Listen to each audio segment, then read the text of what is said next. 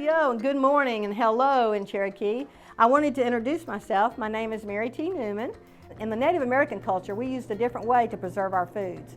Without electricity or any of the ways that people today store their food, we usually would dehydrate our foods. We would also store them in the ground. If you go to Alaska, the food is in the ground in what they call the permafrost, and that's their refrigerator.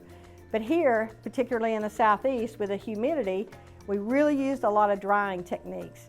So on the table, you will see different ways to preserve our foods.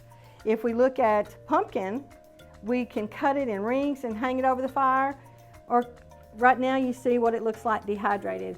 We have apples. We preserve those by making cider. Got these picked the other day, the fresh pawpaw. Those would be hung up to dry. We dehydrated the apples, and all you do is put them back in water and let them soak, and then you're able to cook, or they make a great fried pie.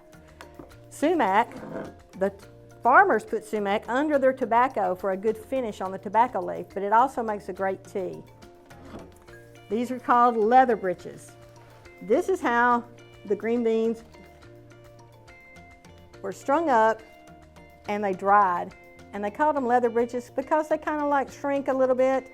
Then in the fall, you just cook them whole. You put them back in the water and just let them cook. And this is how they stay. You would also do your peppers the same way. And then you could crush them later whenever you wanted peppers. Corn, which was very, very valuable to Native people and indigenous people around the world. Corn took a different form of storing. This is dried corn. We would cook this and call it sofki.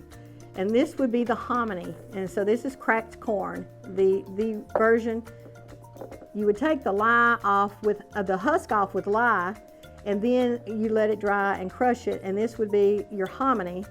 When you cook hominy this way, it's thick. It's not like the hominy in the can that's full of water. This is what it looks like cooked. And then you have the walnut. The walnut was valuable. The green hull was medicine, because if you rubbed it on ringworm, the itching was gone and the ringworm was gone. When you opened it up, you had the shell and you broke it open, you had the nut meat. And if you boiled it, you had the brown dye. People still use that brown dye today.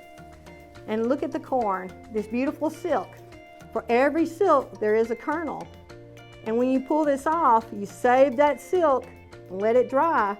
When you let it dry, put it in a canning jar and put it away. And in the winter, when you want something sweet, just crumble this up, and this is where your sugar is. So you have so many things that we use today that you never thought about how you stored it. Winter's coming on, and if you want to know, this is persimmons, and they say the old saying is that if you slice it open, if it's a spoon, you're going to be shoveling a lot of snow. So we shall see. And this is the pulp from the persimmon tree. The deer love persimmon. So when they start to drop, you got to be really ready to get out there and pick those up. It makes a really good bread, a pudding, or a cake. The pine cone, the pine nut is in here, and when they drop, the cones open up, the pine nut falls out, and they're gathered, particularly out west. Very expensive when you think about the weight of them, but that's a lot of work. And then that pine cone can close back up.